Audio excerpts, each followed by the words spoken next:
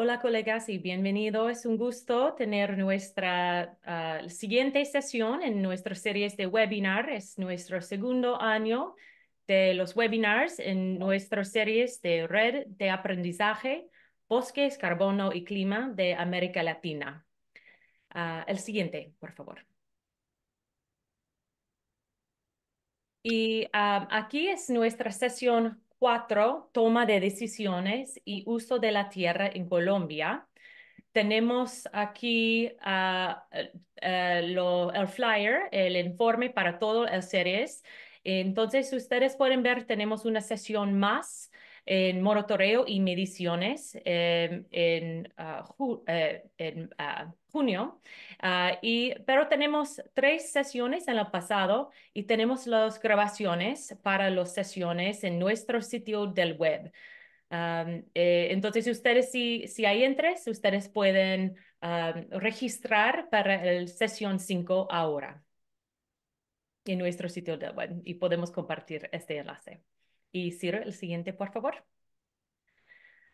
Y también solo quiero mencionar que tenemos esa sesión corto de profesional sobre este tema de gestión de carbono forestal. Si hay interés, es un esfuerzo de los el Servicios Forestal de los Estados Unidos y el programa de cambio climático y carbono forestal en el Departamento Forestal de la Universidad de Michigan.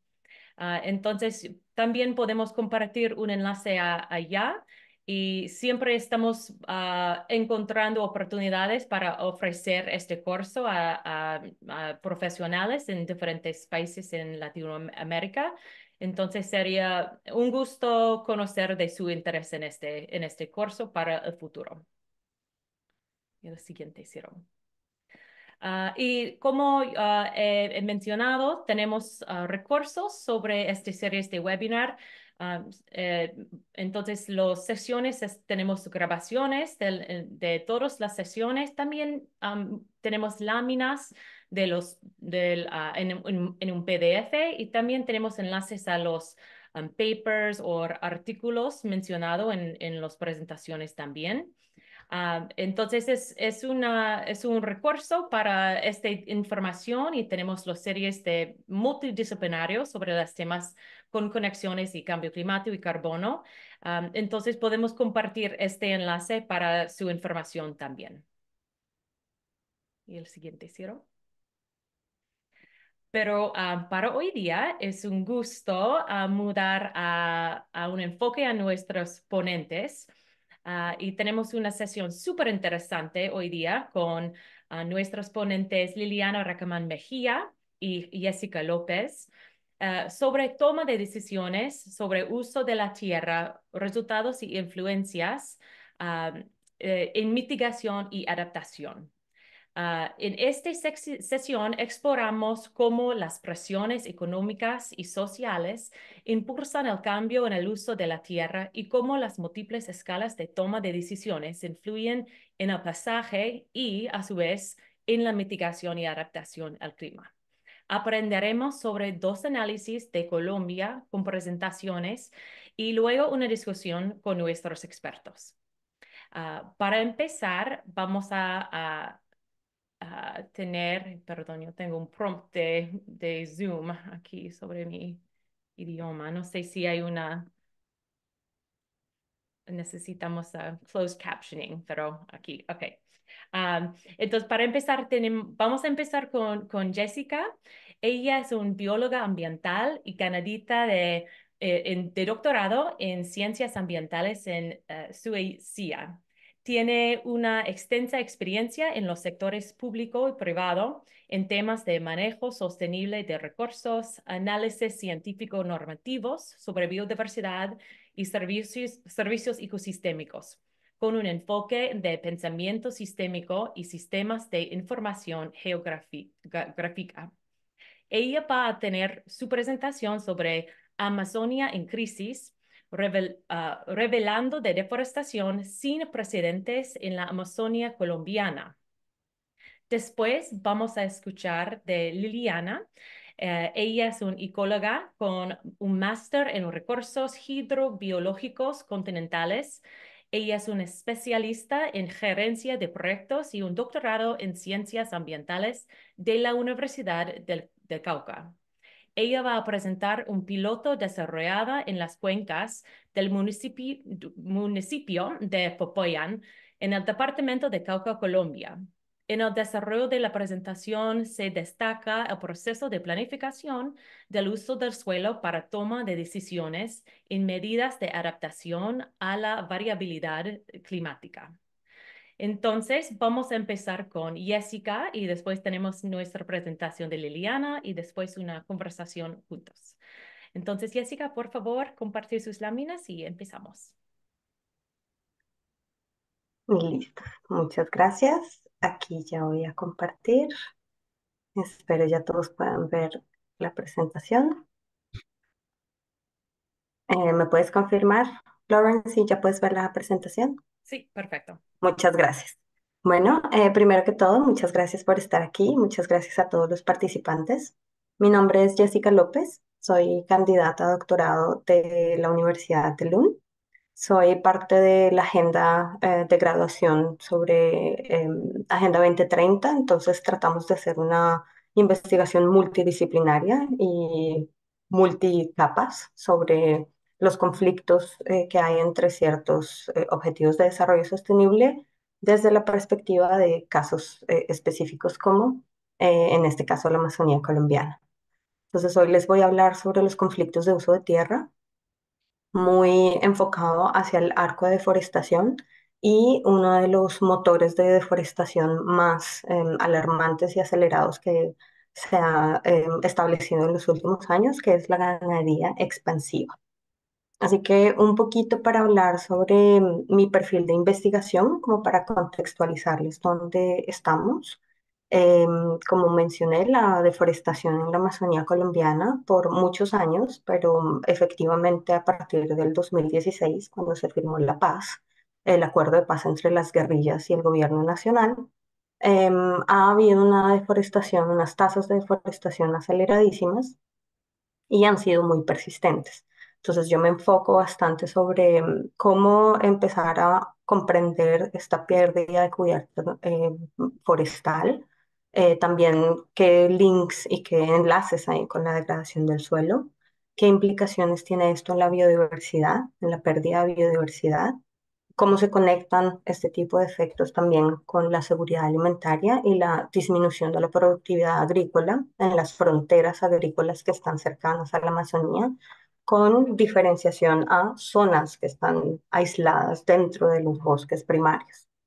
También cómo comprender esas fuerzas, tanto de actores, de inversionistas, políticas económicas y sociales del uso de la tierra. Esto es lo que yo llamo sistemas socioecológicos.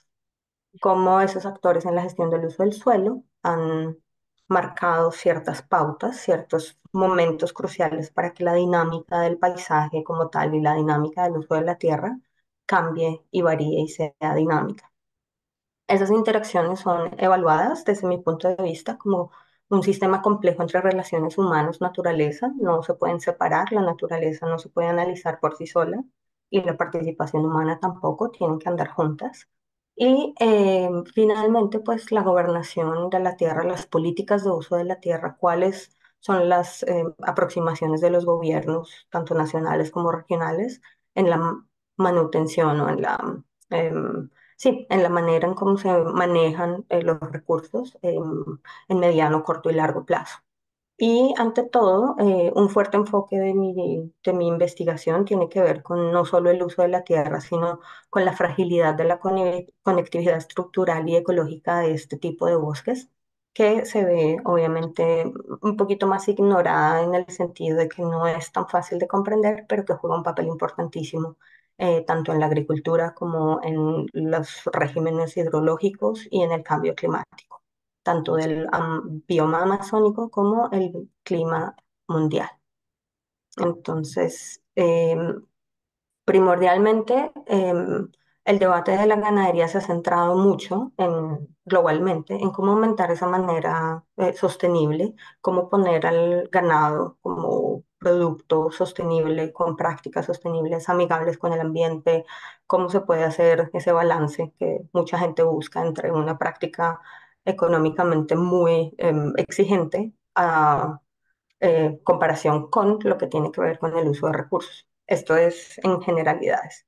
Definitivamente la ganadería o la agricultura en sus prácticas más sostenibles puede ser viable, pero cuando sus prácticas se salen de esas líneas sostenibles, las que llamamos no sostenibles, pues tienen unos efectos supremamente detrimentales y hasta catastróficos en los ecosistemas naturales.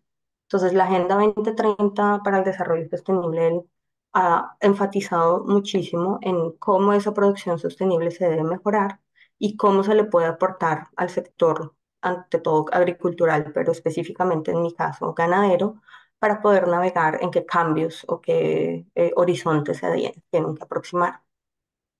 Entonces, esta es una pequeña línea de tiempo rápidamente por cuestiones de la presentación que tenemos que contextualizar o que me encantaría contextualizar para que se pueda abarcar la problemática socioambiental que hay detrás de la expansión ganadera en un lugar como la Amazonía colombiana.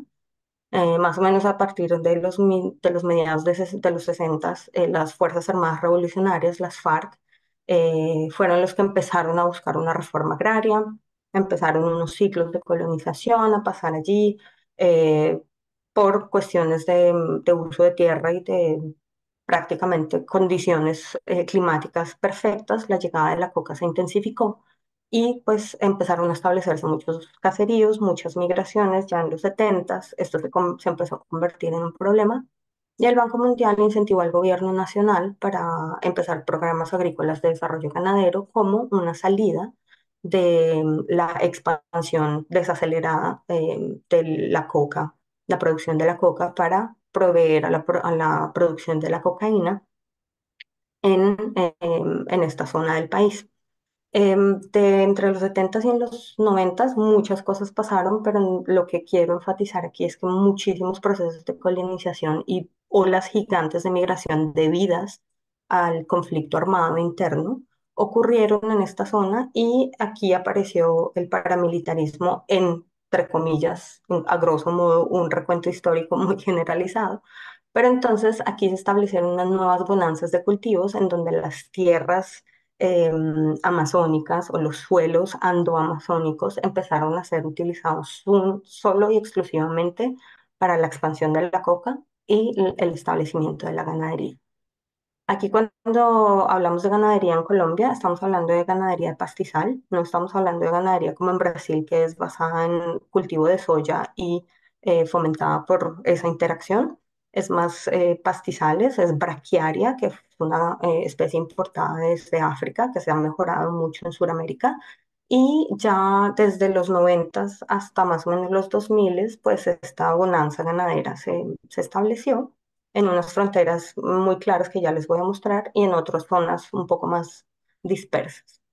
Las alarmas de altas tasas de deforestación, siempre hubo deforestación, pero unas alarmas grandes llegaron a partir de los 2010 a nivel regional y aquí ya muchos actores empezaron a estar muy volátiles hasta que en el 2015 se empezaron a negociar las famosas firmas de la paz y en el 2016 se firmó pues permitiendo obviamente un montón de cambios de dinámicas que no podré explicar acá, pero es un grosso modo lo que vamos a hablar. Entonces, a partir del 2016, las estrambóticas y alarmantes tasas de deforestación se empezaron a reflejar. Muchos de ustedes quizá saben que la Amazonía el bioma amazónico está distribuido en 9 países, pero en la región amazónica de Colombia es más o menos el 40% del territorio del país que está cubierto. Está compuesto por esos 6 departamentos: Guainía, Bopes, Guaviare, Putumayo, Caquetá y Amazonas. Y como les mencioné, toda la región ha tenido un aumento de tala de bosque significativo a partir del 2016. Esta región ha tenido un alto nivel de abandono estatal.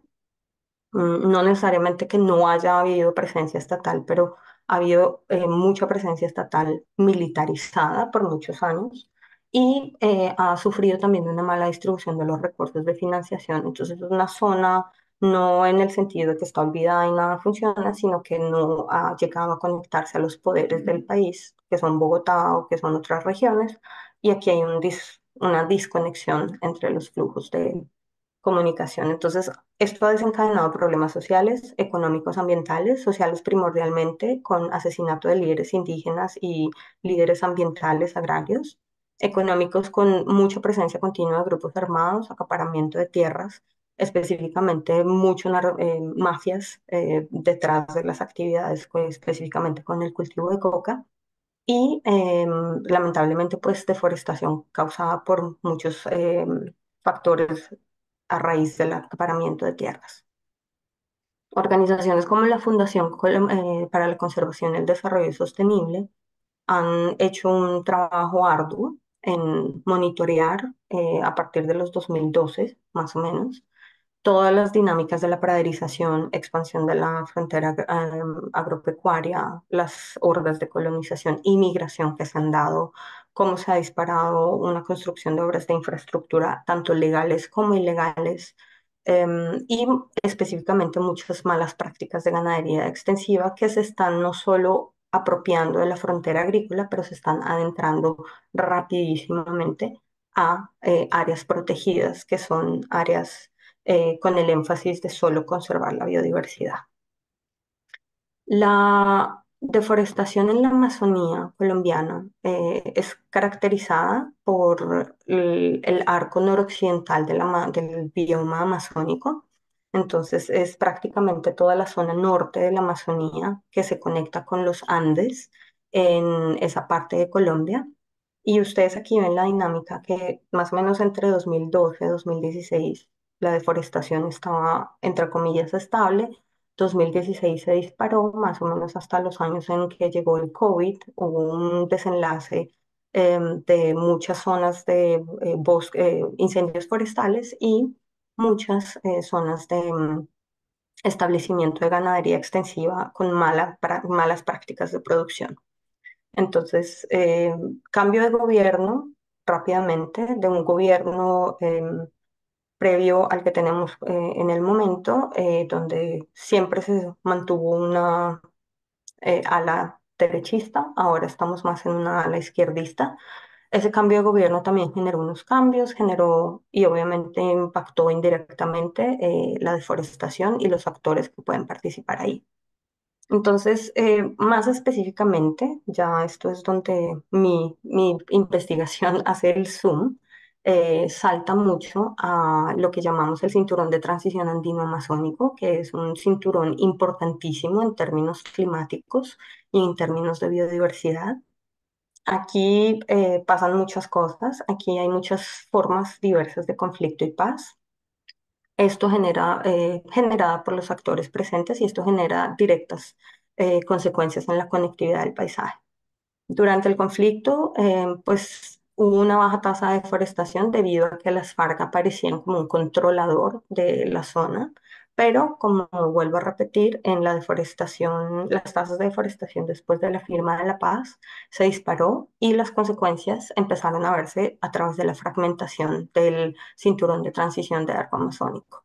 Ahí en la imagen de arriba pueden ver más o menos la distribución de lo que llamamos el arco amazónico andino. Y aquí este es un estudio que hace parte de mi investigación en donde se enfatiza mucho cómo esa expansión ganadera se está moviendo hacia parques naturales como el Parque Nacional Chiribiquete, que es el parque natural más grande de Colombia, y el parque natural más grande que tiene como 4,5 millones de hectáreas de bosque húmedo tropical en el mundo. Es también UNESCO. Entonces, perdón. Aquí entonces, más específicamente, en este ya es un zoom in en el arco de forestación de la Amazonía colombiana nororiental. Los 7 indicadores, los 7 motores de deforestación más conocidos en su manera están en esta lista, pero como les dije, la expansión de la ganadería extensiva, que en algunos casos está ligada también a las mismas zonas donde la coca se está cultivando, es representativa de la alta tasa de deforestación, la alarmante fragmentación del paisaje que está viviendo esta zona en el país. Entonces, la deforestación se ha empezado a disparar. Aquí ustedes ven una imagen de la deforestación en el 2020, más o menos la pérdida de bosque primario se calculó alrededor de los 76.000 hectáreas. Todas las zonas rojas hacen parte de los establecimientos, tanto de coca como de ganadería intensiva, que se están distribuyendo desde las zonas de colonización más establecidas en el Caquetá hacia zonas como el Guaviare y al sur de Meta. Este es un problema gravísimo, primero que todo porque son zonas muy remotas, pero como les he dicho, al lado izquierdo de esta imagen son unas fronteras de colonización muy específicas, con mucha migración, con mucha historia, y aquí es donde se ha establecido y se está moviendo muy rápidamente. En la otra zona, al otro lado, hacia la derecha, hacia la Reserva Natural Nucac, estas zonas ya son un poquito más remotas en el cierto sentido de la palabra, pero estas zonas reciben desafortunadamente flujos de ganado que vienen de Villavicencio, de Meta, una de las regiones ganaderas del país, y también ganadería que viene desde Venezuela. Entonces, estas vacas literalmente se vienen a engordar a zonas naturales, se cortan los bosques, se llenan de pastizales, las vacas se salen y se distribuyen en la cadena de valor. Entonces, es un círculo completamente vicioso. Aquí ustedes pueden ver una imagen de los cambios que van registrados más o menos del 2017 al 2024 de la expansión de la frontera ganadera. Hay unas franjas mucho más claras a través de los ríos y hay una red de carreteras que está revelando muchos de estos acaparamientos de tierra. Aquí ven una imagen de el río Suncilla, que es un río que es atribuye a las aguas del río Caquetá en la parte baja no, en la parte norte hacia el Parque Chiribiquete. Y aquí ven un cambio del 2016 al 2021 del número de áreas que se están fragmentando. Si nos vamos un poco más hacia la baja parte del río Caguán, que es un atribuyente al río Caquetá también, hacia las sabanas de Yarí, donde tenemos unas comunidades indígenas vulnerables. En el 2016 ustedes pueden ver que no había absolutamente nada de deforestación. Ya para el 2021 hay muchas fragmentaciones y muchos parches apareciendo. Hoy en día, en 2024, eso sigue aumentando. La Lindosa, que también es un área crucial, estas son específicas áreas alrededor del Chiribiquete. Ustedes pueden ver que aquí en la parte superior de la imagen hay una carretera que es la que facilita el transporte y facilita la dispersión de los diferentes establecimientos de la gente que viene a abrir estos fragmentos para engordar las vacas. Y en las candilejas también, a través de los ríos y carreteras ilegales, a partir más o menos de 4.000 kilómetros cuadrados se han reportado de carreteras ilegales, se están distribuyendo estas fragmentaciones y esto es obviamente alarmante. En uno de los estudios que hicimos aquí, rápidamente, no quiero que se enfaticen en toda la información que hay aquí en esta diapositiva, pero en uno de los estudios que hicimos aquí con unos colegas, nos enfatizamos mucho sobre todo estas problemáticas en el cinturón de transición andino-amazónico, pero las consecuencias ecológicas y las implicaciones negativas que esto va a tener tanto en la biodiversidad, tanto en la regulación hidrológica, tanto en la regulación del cambio climático. En otra investigación lo que hicimos fue congregarnos, utilizar un asunto más participativo, un mapeo de sistemas con todos los actores participantes actores participantes importantes en la cadena de valor de la ganadería, tanto sostenible como no sostenible, tratar de categorizarla. Y lo que encontramos fue un diseño de un sistema en donde pueden ver diferentes burbujas. Una es la rosada es cómo se estableció la ganadería como actividad lícita. La amarilla es el establecimiento de la ganadería como actividad ilegal. La parte azul son todas las consecuencias ambientales que implica este aparecimiento y la burbuja lila es todas las implicaciones socioeconómicas. Todo está interconectado. Las principales notas para sacar de este paper es que es un sistema completamente mantelado y controlado por varias mafias en general. Hay una carencia de conexión entre las líneas legales e ilegales de los proveedores y actores ganaderos en la zona. Hay muchos grupos armados infiltrados en el manejo de la ganadería, y no existe una trazabilidad de toda la cadena de suministro, y esta carne es tanto de consumo doméstico en diferentes ciudades del país como consumo internacional a países árabes, por ejemplo, donde Colombia está exportando. Esto viene prácticamente a condensarse, o todas estas problemáticas, tanto de la conectividad ecológica como las implicaciones socioeconómicas que abarcamos. Esto viene a contemplarse más en la interacción y la complejidad de cuatro de los Objetivos de Desarrollo Sostenible, que relacionan básicamente el uso de la tierra, el sistema de alimentación, la acción climática y cómo la gobernanza de tierras y la paz hace que esto sea un ciclo importantísimo de mantener. Entonces, mi última alerta es decir que las actividades ganaderas legales e ilegales se entrelazan. Hay un llamado urgente a contener esa expansión agrícola, específicamente la ganadera, en este tipo de fronteras. La deforestación en las áreas protegidas, en las 5 áreas protegidas de la Amazonía colombiana, está aumentando post-conflicto y va en aumento lamentablemente. Las políticas integradas están carentes también. Hay una política de uso de tierra, hay una política de biodiversidad, entonces no están alineadas y eso es un grave problema. Hay que ponerlas juntas. Y pues ahora vamos a ver cómo en el Plan Nacional de Desarrollo de los próximos años esto se puede abarcar. Hay una famosa estrategia de bioeconomía que es una de las salidas, pues una de las recomendaciones para poder salirse de los sistemas económicos establecidos y ofrecer nuevas alternativas a tanto campesinos como a comunidades indígenas.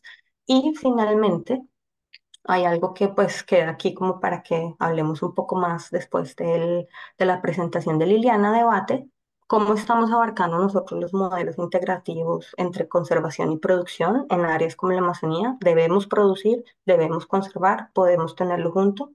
Cómo estamos abarcando el problema de la vaca y no el cómo de las redes que están funcionando a través de ello, cómo estamos colisionando la transición a sistemas alimenticios de producción local comparado con proteínas o fuentes de proteína externas como la de la res.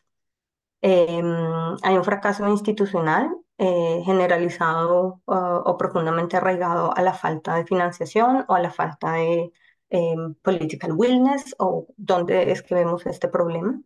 Y la biodiversidad es el pilar del cambio climático. A las dos hay que tratarlas juntas. Entonces, si la biodiversidad disminuye, tenemos el riesgo de aumentar el cambio climático. Entonces, ¿cómo es nuestro compromiso y cómo estamos comunicando eso al público, a los políticos, a los tomadores de decisiones?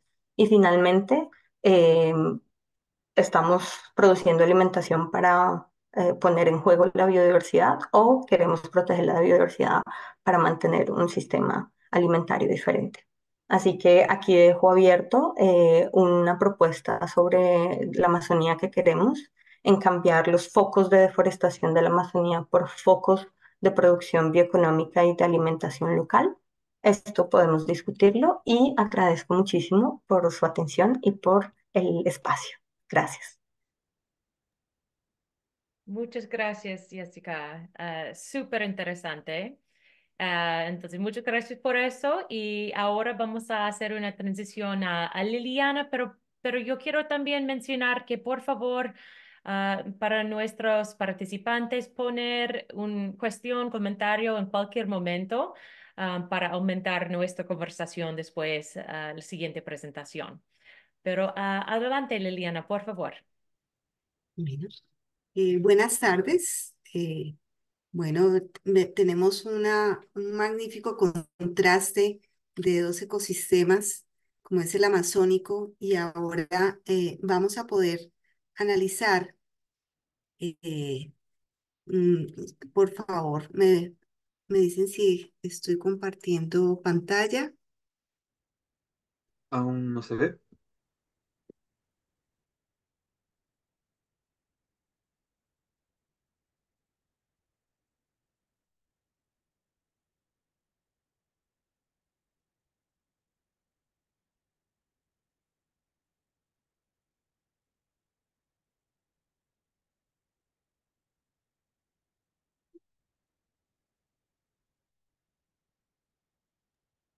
Ahora sí. Perfecto.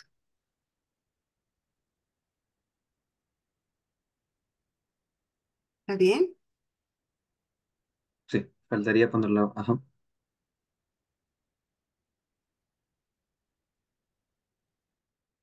Perfecto.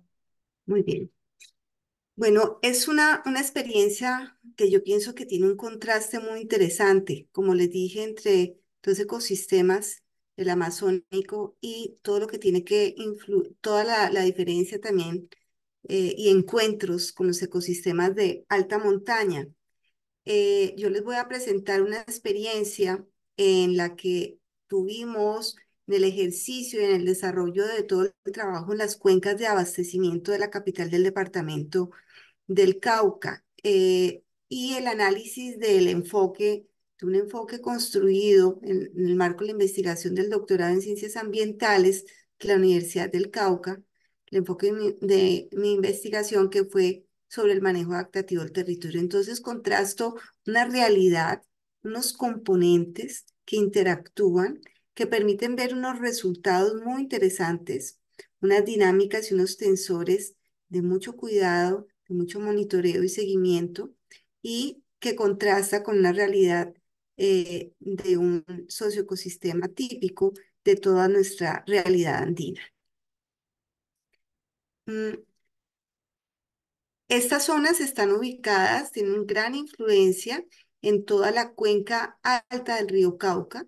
El río Cauca es el segundo río más importante de nuestro país y tiene entonces una influencia al sur de Colombia, en el departamento del Cauca.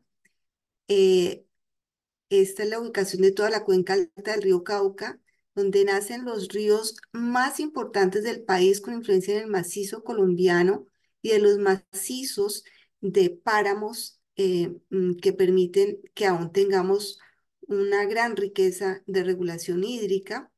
En este caso, los trabajos desarrollados en la cuenca Palacé, cuenca Piedras, cuenca Molino y unas fuentes alternas que tenemos acá como es Pisuqué y Cauca. Finalmente, estos trabajos, ¿dónde se ven reflejados? En un servicio ambiental de aprovisionamiento, un servicio de agua, no solamente para la capital del Cauca, para Popayán, sino para muchas zonas rurales que tienen, digamos, a través de su proceso, toda eh, una intervención de estos ecosistemas. Por eso la importancia y el enfoque de lograr que esos sistemas de abastecimiento, bueno, en el que se encuentran diferentes tipos de ecosistemas como las zonas de páramo, zonas de humedales, las zonas de bosque conservadas y clasificadas dentro de la Ley Segunda del 59, o las áreas protegidas que forman parte también de las reservas de la sociedad civil. Entonces, la intervención de estos ecosistemas muestran un resultado interesante cuando logramos de alguna manera tener una articulación. Acá en esta gráfica quiero mostrar un poco lo que ha sido ese ejercicio por cerca de 32 años en articulación institucional y comunitaria. Se ha desarrollado con la Fundación Procuenca Río Las Piedras, tiene su fondo de agua manantial de Pubenza y tiene entonces una intervención de carácter público, donde ha jugado un papel fundamental la empresa de acueducto alcantarillado de Popayán, por supuesto, es de donde es la materia prima para operar el sistema, pero también la alcaldía, la Corporación Autónoma Regional del Cauca, a nivel nacional el Ministerio de Agricultura, el Ministerio de Ambiente, el IDEAN, otros actores que también han intervenido, pero ha sido clave esa articulación del sector privado, la cooperación internacional, la academia y la sociedad civil. Tenemos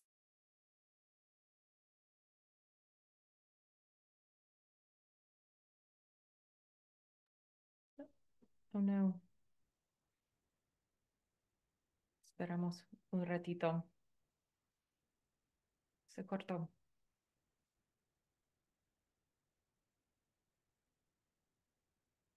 Y perdón, colegas, esperamos un minuto.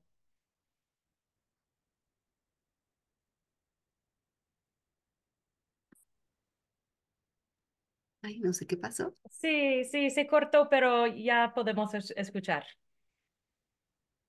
pero no veo. ¿Vuelvo a compartir? ¿Se Sí, perdió la Sí, imagen? sí, creo que sí. Por favor. Ok. Ahí la ven. ¿Ven está la cargando imagen? seguramente. Ah, Está cargando. Todavía no se ve. Ok. sí.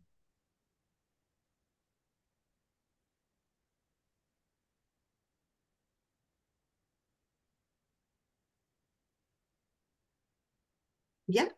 Ujú, sí. Sí, Ok. Si puedes también murar al modo presente. Gracias. Ok. Entonces, les decía que no somos ajenos a que en este tipo de ecosistemas tengamos todas esas presiones que nos están llevando a a una transformación permanente de los ecosistemas, que es muy importante en estos procesos de análisis, de trabajo institucional y comunitario, cómo lograr construir procesos de manejo adaptativo para tener una resiliencia ecosistémica, ya que es un proceso permanente de cambio. La problemática en estos ecosistemas de alta montaña nos está mostrando también una alta presión en la ampliación de la frontera agropecuaria. Desde la época de la colonia en estas cuencas, la influencia de la ganadería extensiva generó unos impactos muy grandes sobre los ecosistemas de regulación hídrica.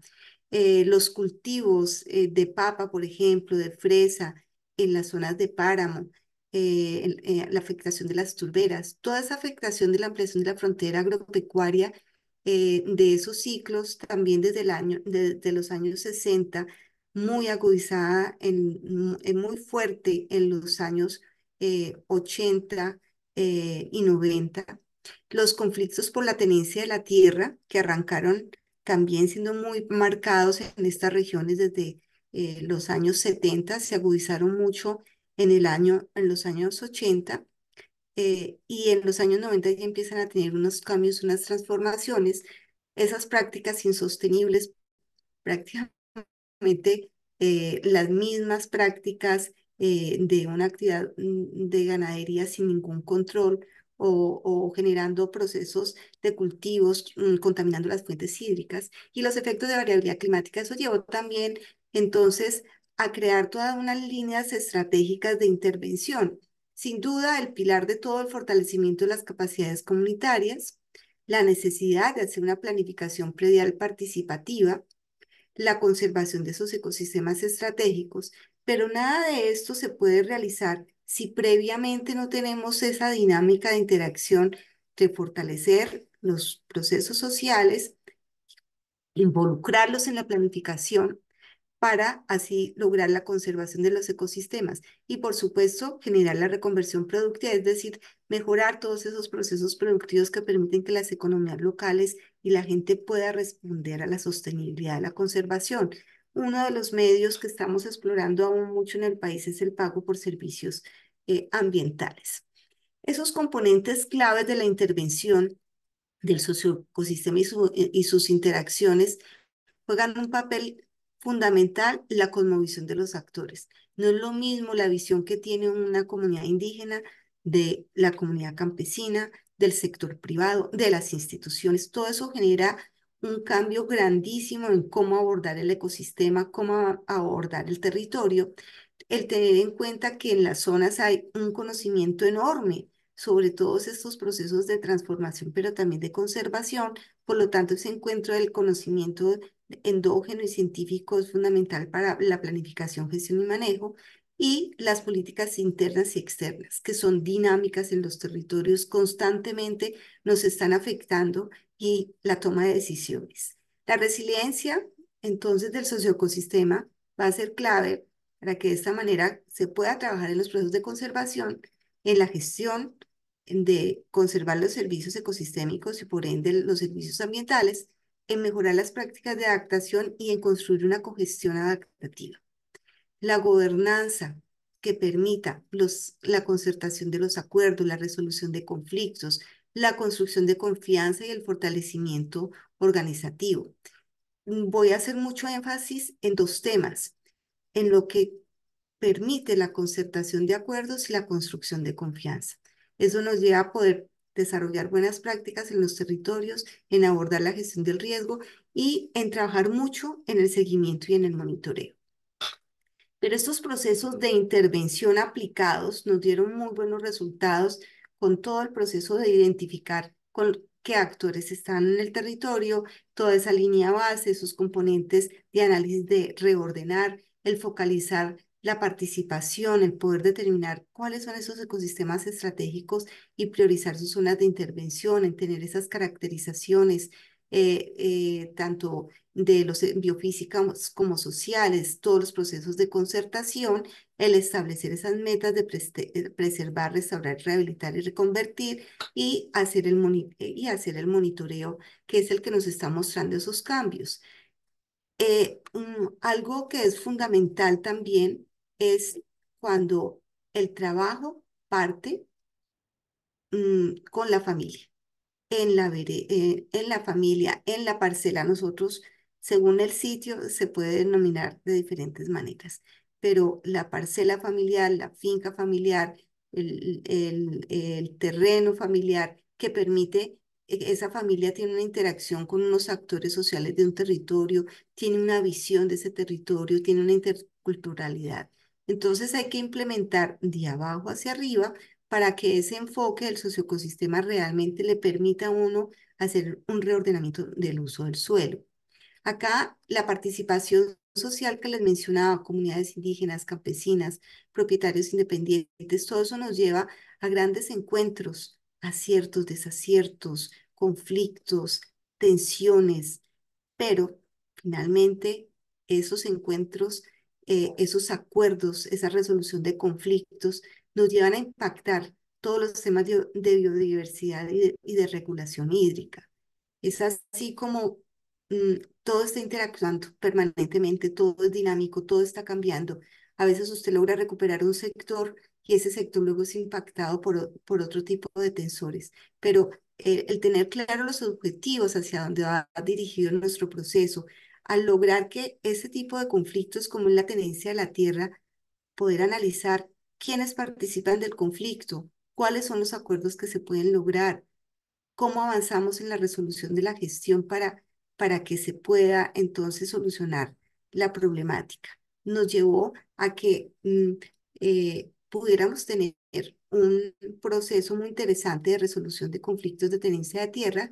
La imagen que ustedes ven corresponde al año de 19, perdón, de, 19 del 1989, donde el conflicto superaba más del 54% en el territorio. Esto es específico para la cuenca Piedras. Entonces, imagínense lo que es intervenir una cuenca de abastecimiento, la principal fuente de abastecimiento, casi toda en conflicto. Entonces, si usted trabajaba con los invasores, entonces los dueños lo demandaban. Los que estaban invadiendo se consideran invasores y no en recuperación de su territorio. Entonces, el lograr que se tuvieran políticas, tanto internas como externas, para ir cambiando toda esta dinámica, este es, digamos, el mapa actual en la resolución del conflicto, con un gran beneficio para las comunidades indígenas y aún con grandes tensiones para las comunidades campesinas que esperan aún se les solucionen sus temas de conflicto de tenencia de tierra y donde están trabajando en todos los temas de reservas campesinas. Eh, y todo esto sigue impactando, todas estas tensiones siguen impactando todas las coberturas, porque todos esos avances de intervención hacia las coberturas por las actividades de ganadería y de cultivos nos llevan entonces a que, por ejemplo, en el año 89, con ese conflicto de tierras que teníamos, nos estaba mostrando que el 39,5% está en pastizales. y las zonas de regulación hídrica supremamente fragmentadas, intervenidas. Pero eso empezó a tener toda una dinámica de cambio en la medida en que los procesos de planificación ambiental, de intervención en el territorio fueron mejorando y a tal punto de que al 2022, sí, esos pastos limpios en un gran conflicto de uso siguen disminuyendo, se fortalecen esas acciones a nivel de parcela que llevan a que tenga conectividad en otros sectores, aumentando y mejorando los procesos de conectividad, como lo vemos en esta gráfica, la del 89 y la del 2022, donde cada vez estos corredores se amplían y nos permiten una mejor conectividad en los sitios de regulación. Se reflejan también en el comportamiento del caudal. Entonces, un caudal con influencia de fenómenos de variabilidad climática, niña y niño. Entonces nos está mostrando, por supuesto, en épocas secas, los caudales, esos son los mínimos, empiezan a tener una mayor afectación, pero miren cómo acá empezamos a tener una mayor regulación. Es muy interesante este indicador, lo mismo que los caudales medios y los caudales máximos, ya pues afectados por la niña. A nivel del país en este momento, el fenómeno del niño tiene, digamos, en un plan de ahorro y uso eficiente del agua a la región andina, especialmente al centro del país, a la capital de Colombia, porque sus embalses bajaron sus niveles y están generando, digamos, que no tienen los niveles de abastecimiento proyectados. Aún en estas cuencas altoandinas, todo este tipo de ecosistemas tan valiosos que tenemos, que no son de embalses, sino son de estas pequeñas cuencas, pues nos han dado otra dinámica frente al fenómeno y nos han permitido que los sistemas de abastecimiento aún no se vean afectados. Pero acá se incluye otro elemento fundamental y es en la adaptación, cómo el seguimiento del clima local tiene una fuerte relación con unas medidas de adaptación. El planificar la finca, como ya lo hablamos, o la parcela, en el que cuando la gente ve que hay soluciones de agua, de acceso al agua, no el acceso al agua de una ciudad, porque ese es el primer punto con el que nos encontramos. ¿Cómo así? Para la ciudad sí, para nosotros no. No. Entonces, el lograr optimizar el acceso del agua a esas comunidades permite que estas zonas de conservación se puedan trabajar, se liberen, se mantengan. Y cómo identificar sus semillas nativas en el territorio, potencializarlas en la seguridad alimentaria, son fundamentales en su economía, en su seguridad alimentaria, en su autonomía alimentaria, en su seguridad alimentaria y, por supuesto, escalar economías locales muy interesantes. Asimismo, sus cultivos asociados, las formas de tener unos biopreparados para control de plagas y enfermedades que no sean tan nocivos con químicos, sino con unas alternativas de manejo biológicas muy diferentes.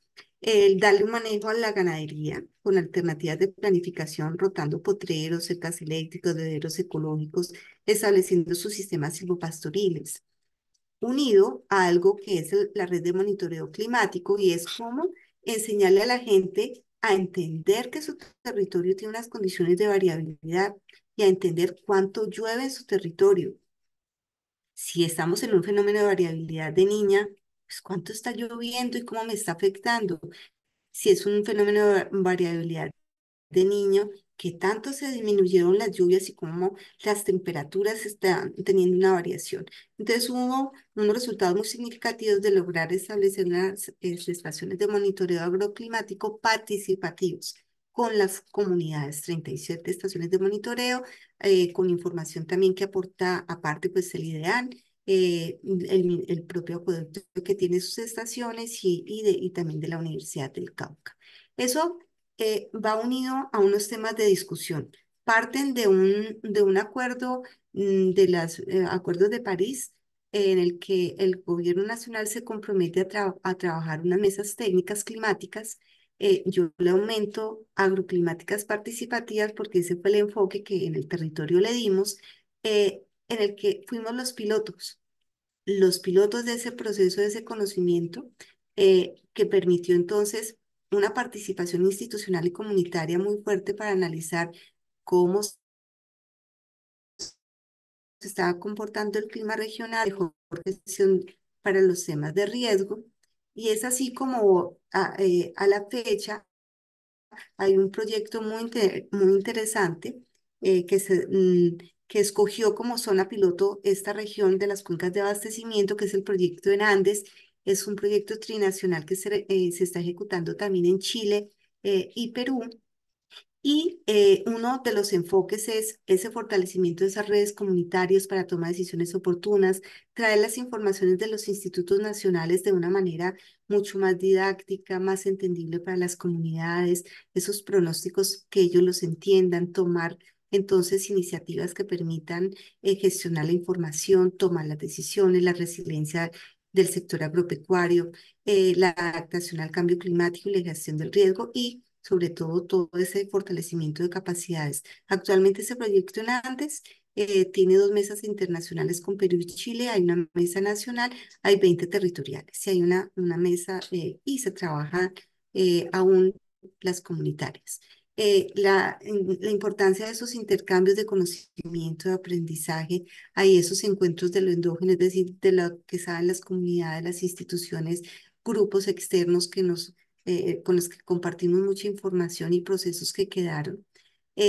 Lograr que esa información de toma de decisiones llegue a la gente en lenguajes sencillos, en lograr, si ellos entienden cómo se comporta su clima, cuánto llueve, cómo cambia la temperatura, qué cultivos se adaptan mejor, son sus semillas que mejor responden, pues también informarles qué está pasando a nivel internacional, qué es eso del niño, cómo lo afecta, qué decisiones tomar sobre ellos, los boletines, la información, la comunicación.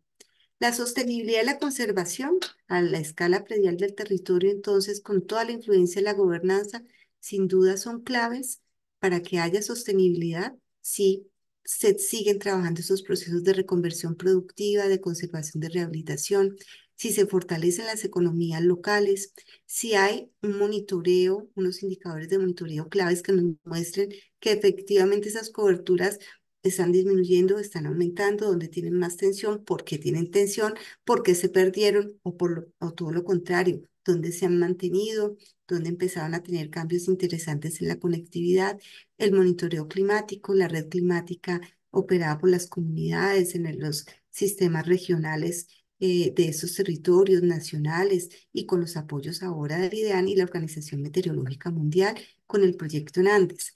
Los mecanismos de compensación, como les dije, son temas que se están trabajando ahora con el pago por servicios ambientales en una región del país más adelantados que en otras. En nuestro territorio hemos arrancado con unos pagos por servicios ambientales, sobre todo los procesos que llevaban más de 20, 30 años en conservación y buscar unas inversiones ambientales vía tarifa para la empresa de acueductos. Eso es algo que la empresa de acueductos actualmente está trabajando para poderlo implementar y lograr una reconversión de recursos. Como se dan cuenta, todo este proceso de enfoque en la investigación entonces nos lleva a recordar que el enfoque del manejo adaptativo del territorio se puede desarrollar si trabajamos esa interacción de los ecosistemas sociales e institucionales, toda esa comunicación que nos permite un conocimiento endógeno y científico, concertar principios, resolver conflictos, lograr acuerdos, influir en esos socioecosistemas, construir confianza, desarrollar prácticas de adaptación, tener en cuenta esas políticas internas, externas, cómo influyen la estructura de los procesos de la gobernanza, de los servicios ecosistémicos, ambientales, todos los temas y estrategias de sostenibilidad, los temas de gestión del riesgo con su monitoreo constante para lograr ese manejo adaptativo. Todo un sistema en constante cambio, con desafíos y oportunidades que nos llevan a analizar mucho la importancia que tiene la articulación institucional, la gestión de los recursos, la inclusión de nuevas inversiones, nuevos negocios y el fortalecimiento de la gobernanza. Sin duda, esto desencadena la capacidad de mitigación en todos los procesos de restauración de zonas de páramo, turberas y bosques altoandinos. Acá, páramos y bosques y la Universidad Javeriana han desarrollado procesos muy interesantes en varios páramos del país, en 3 complejos de páramo que han permitido entonces hacer todos los procesos de identificación, de selección de sitios, de toma de muestreo y monitoreo, de visitas, de trabajos con las comunidades para definir estados de suelo, los recursos hídricos, hacer los análisis de historias de uso, las interacciones entre plantas y animales, definir los impactos y asimismo poder establecer qué ecosistemas han sido impactados menos y cómo establecer las estrategias de restauraciones activas pasivas. Bueno, Sí. esta es nuestra experiencia.